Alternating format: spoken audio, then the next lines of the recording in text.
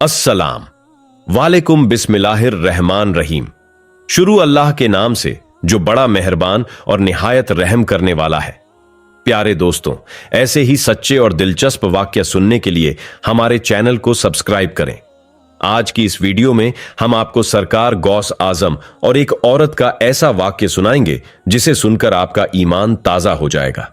लिहाजा आपसे एक छोटी सी गुजारिश है कि वीडियो को आखिर तक जरूर देखिएगा। बगदाद शरीफ में एक औरत रहा करती थी जो कि बेवा थी। उसके एक इकलौते बेटे के सिवा उसका कोई सहारा नहीं था।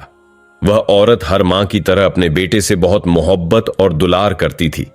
उसने अपने बेटे की बहुत अच्छी तरबियत की थी और उसकी अच्छी परवरिश भी की थी। वह बलियों की बहुत मानने वाली औरत थी और जब भी कोई मुश्किल पेश आती तो वह वक्त के बली के पास चली जाती और अल्लाह पाक से दुआ करती थी।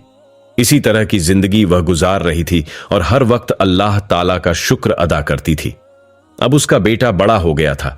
जब बेटा जवानी की उम्र को पहुंचा और अच्छा कमाने लगा तो उसने सोचा कि मैं उसकी शादी कर दूं, क्योंकि अब वह बूढ़ी हो चुकी थी। उसने सोचा कि बेटे की शादी करूंगी तो मेरे घर में मेरी बहू आ जाएगी और अल्लाह ताला मेरे बेटे को औलाद से भी नवाज देगा। फिर वह उस वक्त के बली के पास गई और उनसे कहा कि हुजूर, आप मेरे बेटे के लिए दुआ कीजिए कि उसकी शादी होने वाली है और उसकी जिंदगी बहुत अच्छी गुजरे, उसे नेक और परहेजगार बीवी मिले और मेरा बेटा साहिबे औलाद भी हो जाए। उन बुजुर्ग अल्लाह वाले ने भी उसके बेटे के हक में दुआ की कि जाओ, अल्लाह ताला तुम्हें खुशियों से नवाज देगा और तुम भी अपने बेटे की खुशियां देखोगी। वह औरत अपने घर आ गई और एक अच्छी और खूबसूरत लड़की से अपने बेटे की शादी कर दी। उसकी बहू बहुत खूबसूरत, नेक और परहेजगार थी और वह अपनी सास का बहुत ख्याल रखती थी। बेटा भी अपनी मां का फर्माबरदार था। उस बूढ़ी ने जिंदगी में जितनी कुर्बानियां दी और जो कुछ उसने अपने बेटे के लिए किया, अल्लाह ताला ने उसके बदले में उसे पूरा सिला दे दिया। वह हर वक्त अल्लाह ताला से लौ लगा के रखती थी और दुआ करती थी कि ए अल्लाह, तूने मेरी हर दुआ को कबूल किया है, मुझे हर खुशी अता फरमामाई है। बस अब मेरी आखिरी दुआ भी सुन ले, मेरे बेटे को बेटा अता कर दे। यह खुशी मैं अपनी जिंदगी में ही देखना चाहती हूं। अपने पोतों को अपनी नजरों के सामने खेलते हुए देखना चाहती हूं। अब वह रोज अल्लाह ताला से दुआ करती थी। उसके बेटे की शादी को 1 साल होने को आया था और अभी तक उसकी बहू उम्मीद से नहीं हुई थी। उसने एक हकीम से अपनी बहू का इलाज करवाना शुरू कर दिया। हकीम ने कहा कि यह दवा अपने बेटे और बहू को खिला दो, इंशाअल्लाह तुम्हारा बेटा बहुत जल्द बाप बन जाएगा। प्यारे दोस्तों, उम्मीद का दामन अपने हाथ से कभी नहीं छोड़ना चाहिए। वह बुढ़िया भी अपने बेटे और बहू के हक में दुआ कर रही थी और अल्लाह वालों से दुआ भी करवा रही थी, लेकिन कोई फायदा नहीं हुआ। यहां तक कि उसके बेटे की शादी को 11 साल गुजर गए और वह साहिबे औलाद न हुआ। वह जफा बहुत उदास थी क्योंकि अब उसकी उम्र उसका साथ नहीं दे रही थी। वह रोज रोती और कहती, मेरी दुआ क्यों नहीं सुनी जा रही है? मेरे परवरदिगार, तूने मेरी हर ख्वाहिश को पूरा किया, लेकिन एक खुशी मुझे नहीं दी। वह हर जगह जा चुकी थी, टोटके भी इस्तेमाल किए, वजीफे भी कर लिए, बजू बुजुर्गों से दुआ भी करवा ली, लेकिन उसकी दुआ कबूल नहीं होती और उसका बेटा अब तक बाप नहीं बन सका। पड़ोस के लोग जो उल्टी सीधी बातें सोचने लगे थे, उन्होंने उस बुढ़िया के कान भरना शुरू कर दिए और कहा, तुम अपनी बहू को बुरा भला कहो, तुम क्यों रोती रहती हो, गम क्यों करती हो? इकलौता और लाडला बेटा है तुम्हारा, अपने बेटे की शादी कहीं और करा दो और देख लेना, तुम्हें उस बहू से पोते जरूर मिलेंगे। उस बुढ़िया ने लोगों के कहने पर अपने बेटे से बात की और कहा, बेटा, मैं तुम्हारी दूसरी शादी करवाना चाहती हूं। तुम्हारी बीवी ने तुम्हें कोई खुशी नहीं दी है। वह फल का दरख्त है। मैं चाहती हूं कि मैं अपनी आंखों से अपने पोतों को अपने आंगन में खेलता हुआ देख सकूं। तेरी बीवी ने तो मेरा अरमान पूरा नहीं किया, अब मैं क्या करूं? बेटे ने कहा, नहीं मां, उसमें मेरी बीवी का कोई कसूर नहीं, यह तो सब अल्लाह पाक की तरफ से है। आप उस औरत पर कैसे इल्जाम लगा सकती हो? औलाद होना या ना होना, यह तो अल्लाह ताला की मर्जी होती है। वह बुढ़िया बोली, अगर तुम दूसरी शादी के लिए रजामंद नहीं होते तो मैं वक्त के वली के पास जाऊंगी और उनसे दुआ करवाऊंगी। मुझे पता है अल्लाह पाक मेरी बात को समझेंगे और वो बगदाद के सबसे बड़े मशहूर बली हैं। उनके पास चली जाऊंगी और जरूर मेरे हक में दुआ करेंगे, वो मुझे मायूस नहीं करेंगे। बेटे ने मां को बहुत समझाया लेकिन मां नहीं मानी और कहा, मैं वक्त के बली के पास जा रही हूं, मुझे अब मत रोको। वहां के जो बली थे वो उस वक्त के सबसे ज्यादा जाने माने अल्लाह वाले थे, जिनके पास लोग अपने दुखरे लेकर आते थे, दुआ करवाते थे। अब बुढ़िया भी वहां पहुंच गई।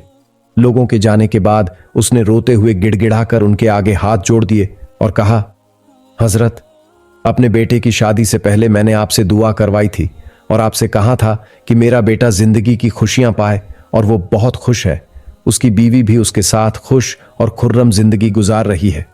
लेकिन उनकी शादी को 11 साल हो गए हैं और मेरे बेटे के यहां अब तक कोई भी औलाद नहीं हुई है। ये बहुत बड़ा दुख है। मैंने कभी अल्लाह पाक से शिकायत नहीं की और ना ही शिकवा किया है, लेकिन यह मेरी आखिरी अरमान है जिसको मैं पूरा करवाना चाहती हूं। आंखें बंद करने से पहले वो अल्लाह वाले कहने लगे, मुझे वक्त दो बीवी, और तुम दूसरे दिन आना ताकि मैं अल्लाह ताला से दुआ कर सकूं और देखूं कि मामला क्या है। उसके बाद वो जफा अपने घर आ गई और दुआ करने लगी, या अल्लाह ताला, वो अल्लाह वाले तेरे हुजूर हाजिर होंगे। या अल्लाह, उनकी दुआ को सुन लेना। वो जो भी मेरे हक में दुआ करेंगे उसको कबूल कर लेना। वो बहुत ही बेचैन थी। दूसरे दिन वो बुढ़िया और अल्लाह वाले के दरबार में पहुंची और कहा, आपने मेरे लिए दुआ की होगी, बताइए हजरत, क्या मेरे बेटे की किस्मत में औलाद है? तो वो अल्लाह वाले कहने लगे, बड़े अफसोस की बात है जफा, लेकिन मैंने रात भर दुआ की है और मुराकावत नहीं हो सकता। तुम पोतों की खुशियां नहीं देख सकती। बुढ़िया ने अल्लाह वाले से कहा, आपने खबर सुनाकर मेरे दिल को ही तोड़ दिया। क्या मतलब है? लोहे महफूज में मेरे लिए कोई औलाद नहीं है? यह कैसा फैसला है तकदीर का? वो कहने लगे, देखो, यह तो अल्पाक की मर्जी है।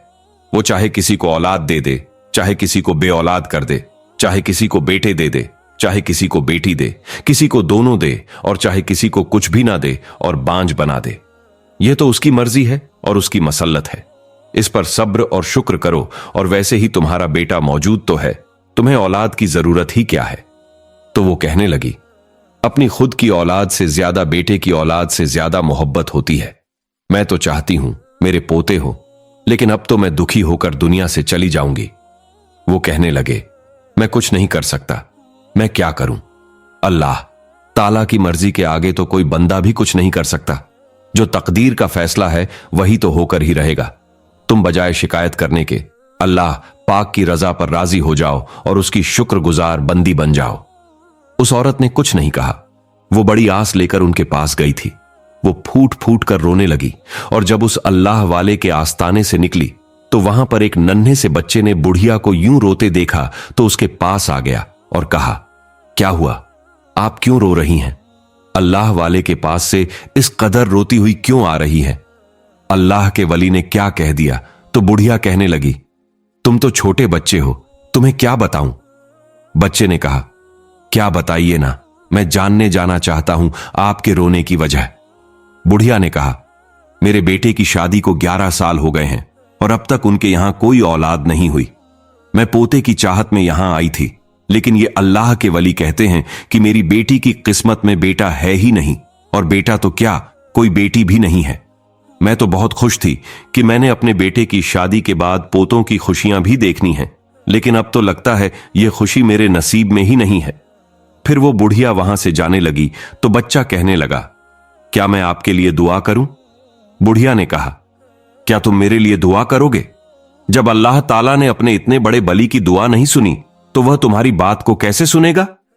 बच्चे ने बड़े प्यार से कहा, आपके आंसू मुझसे देखे नहीं जाते, इसलिए मैं अल्लाह ताला से आपके लिए दुआ जरूर करूंगा ताकि अल्लाह ताला आपकी इस ख्वाहिश को पूरा कर दे।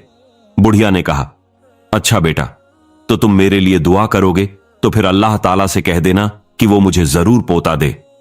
बुढ़िया उस नन्हे बच्चे को आम बच्चों की तरह समझ रही थी, लेकिन उसकी मासूमियत देखकर उसका दिल नहीं चाह रहा था कि उस बच्चे को कुछ ऐसा बोले जिससे उसकी दिल आजारी हो।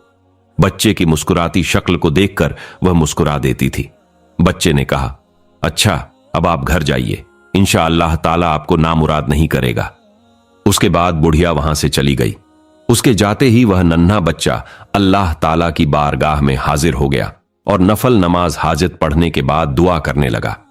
उसकी दुआ का अंदाज ऐसा था कि देखने वाले हैरान हो रहे थे। वह बच्चा गिड़गिड़ाकर रोते हुए अल्लाह ताला के हुजूर एक ऐसी औरत के लिए दुआ कर रहा था जिसे वह जानता ही नहीं था।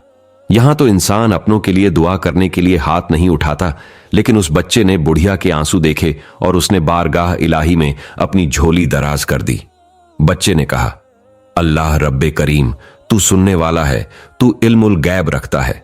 बेशक तू तकदीर में जो लिख देता है वही हो जाता है, लेकिन यह तेरा ही फरमान है कि दुआ से तकदीर बदल जाती है। मैं तुझे तेरे किबरिया का वास्ता देता हूं, मैं तुझे तेरे महबूब की मोहब्बत का वास्ता देता हूं कि तू उस जफा को अपनी रहमत से पोता अता कर दे। बच्चे के मांगने का अंदाज इतना अनोखा था कि सब समझ गए कि यह कोई आम बच्चा नहीं है। उसकी कैफियत ऐसी थी कि लग रहा था वह दुनिया और माफिया से बेगाना है, उसके सामने बस उसका रब है। उसने 11 मर्तबा अल्लाह ताला के सामने अर्ज पेश की जैसे सिफारिश कर रहा हो। फिर वहां से खुशखबरी के आसार नमूद होने लगे। वह बच्चा अल्लाह ताला के हुजूर अपने दामन को फैलाए हुए था और बूढ़ी अपने घर पहुंच गई। वह आंसू बहाती हुई बेटे के पास बैठ गई। बेटे ने कहा, अम्मा आप रोती क्यों हैं? मां ने कहा, क्या करूं बेटा, मैं तो अल्लाह के एक बली के पास गई थी, उन्होंने कहा कि तेरी तकदीर में औलाद ही नहीं है। बेटा कहने लगा, मां ये कैसी बात कह दी आपने, अभी अभी तो मेरी बीवी ने मुझे खुशखबरी सुनाई है कि वो उम्मी से है। मैं तो आपका इंतजार कर रहा था कि आपका मुंह मीठा कराऊं। बेटे के मुंह से यह बात सुनकर बुढ़िया बहुत रोई। उसने शुक्रान के नफल अदा किए और कहने लगी, या अल्लाह तुमने कैसे मेरी दुआ को सुन लिया। या अल्लाह तूने मुझे मायूस ना होने दिया। ऐसा कैसे हो गया? वो बच्चा सच में मुझे सच में कह रहा था, मैंने तो उसे मजाक समझ लिया था। जफ ने सोचा, मैं उस बच्चे को जरूर ढूंढी, लेकिन वो बच्चा कहीं नहीं मिला। वो ना जाने कहां जा चुका था। पता करने पर पता चला कि वो बच्चा कभी यहां रहता है और कभी किसी और जगह चला जाता है। यहां तक कि होते होते अब जफा के 11 पोते हो गए। वो कौन था अल्लाह का नेक बंदा जिसने मेरे हक में दुआ की थी और आज मैं अपने पोतों के साथ जिंदगी की खुशियां देख रही हूं।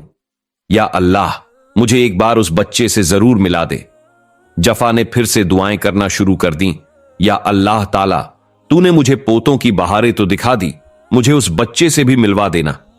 फिर अचानक एक दिन उसका बेटा घर आकर कहने लगा, मां बगदाद में एक बहुत ही बड़े बली आए हैं, उनकी बहुत धूम मची हुई है, उनके इल्म के क्या कहने, और मैंने तो सुना है वो बहुत ही खूबसूरत भी हैं। उनके इल्म के आगे तो कोई टिकता ही नहीं है। यहां के जितने भी बड़े बड़े आलमी दीन हैं उन्होंने उनका इम्तिहान लिया है। सुना है वो मुक्ति भी है, वो हस भी है और हर तरह का इल्म उनके पास है। और सबसे बड़ी बात, उनकी हर दुआ कबूल होती है। उनके बहुत से दीवाने और आशिक हैं और मैं भी उनका मरीज बन गया हूं। जफा के दिल में एक बात आई, क्यों ना मैं उस अल्लाह वाले से मिलूं जिसके बारे में मेरे बेटे ने मुझसे कहा है। यह सोचकर जफा ने चादर लपेटी और अल्लाह के वली के दरबार में पहुंची, जहां पर हजारों की तादाद में लोग मौजूद थे। उनकी आवाज बाहर तक आ रही थी। बगैर किसी जरिए के आवाज इतनी साफ सुनाई दे रही थी, ऐसा लग रहा था कि कोई कान में बोल रहा है। बोलने का अंदाज इतना मीठा था कि जफा उस बयान में खो गई। उसने कुरान पाक की तफसीर और तिलावत सुनी तो उसके दिल में उस अल्लाह के वली की मोहब्बत आ गई। उसने सोच लिया कि जब यहां से मजमा हट जाएगा तो मैं उनसे जरूर मिलूंगी। जब लोग चले गए तो जफा रहमतुल्लाह अल के पास पहुंची और कहा, हुजूर एक दिल की बात कहनी है। मैंने सुना है कि आपका नाम हजरत शेख अब्दुल कादिर जीलानी है। आपने फरमाया, हां मैं अब्दुल कादिर जीलानी हूं। फिर बुढ़िया ने कहा, आपको गौस आजम भी कहा जाता है। आपने फरमाया, हां हमें अल्लाह ताला की तरफ से यह रुतबा भी मिला है। फिर बुढ़िया ने बोला, आपको मोहिद्दीन भी कहा जाता है। आपने कहा, हां बेशक अल्लाह ताला ने हमारे जरिए इस्लाम को जिंदा करवाया है। बुढ़िया बोली, माशा अल्लाह, हुजूर मैंने आपके बहुत चर्चे सुने हैं, लेकिन मैं आपसे एक बात कहना चाहती हूं। एक बच्चा मुझे बहुत साल पहले मिला था, उसकी दुआ से अल्लाह पाक ने मेरे यहां 11 पोते दे दिए। अब उस बच्चे से मिलने की ख्वाहिश मेरे दिल में बहुत ही शिद्दत से हो रही है। उसे मिलने के लिए मेरा दिल बहुत ही बेताब है। मेरा दिल कहता है कहीं आप तो वो बच्चे नहीं हैं। हुजूर मुस्कुराने लगे और कहा, हां मैं ही वह बच्चा हूं जिसने तुम्हारे लिए दुआ की थी। तो वो कहने लगी, मुझे एक सवाल करना है, उस वक्त के वली की दुआ भी कबूल नहीं हुई और अल्लाह ताला ने आपकी दुआ को वो मुकाम मर्तबा दिया। आपने फरमाया, उस वक्त जब हमने दुआ की तो अल्लाह ताला ने फरमाया, ए अब्दुल कादिर, हम आपकी बात नहीं ठुकरा सकते। गोया कि इस औरत की किस्मत में पोते की खुशी है ही नहीं, लेकिन तेरे परवरदिगार ने अब्दुल कादिर तुम्हारी दुआ को सुन लिया है। तुम्हारी दुआ अल्लाह पाक ने सुन ली है, कबूल भी कर ली है। फिर बुढ़िया बोली, आपके इल्म और आपके मर्तबा के क्या कहने, मैं आपके मकाम मर्तबा को मान गई। ये तो भले सारे ही बड़े हैं, लेकिन मैं मान गई कि आप सरदार उल औलिया हैं, आप शहनशाह बगदाद हैं। अल्लाह ताला आपसे कितनी मोहब्बत करता है, आप महबूबे सुभानी हैं। अल्लाह पाक आपकी बात नहीं डलता और मैं तो इस बात को भी मान गई कि हमें अल्लाह ताला की रजा पर राजी रहना चाहिए। आपने फरमाया, हां, बेशक अल्लाह ताला उस बंदे से खुश होता है जो उसकी रजा पर राजी रहे और जो सब्र और शुक्र से काम ले। अल्लाह ताला ने आपके नसीब में पोते लिख दिए। हां, यह मुमकिन नहीं था, लेकिन अल्लाह ताला के लिए तो कोई भी चीज मुमकिन नहीं है। वो तो कून फयाकून कहता है और काम हो जाता है। सुभान अल्लाह। तो प्यारे दोस्तों, ये थी हमारी आज की वीडियो पसंद आई हो तो ज्यादा से ज्यादा शेयर और लाइक जरूर कीजिएगा। और आपने हमारे चैनल इफ्रा वॉइस को सब्सक्राइब नहीं किया है तो हमारे चैनल को सब्सक्राइब कर लें, जिससे आपको आने वाली वीडियो का नोटिफिकेशन मिलता रहे। मिलते हैं एक नई वीडियो के साथ। दुआओं में हमसे याद रखिए। अल्लाह हाफिज।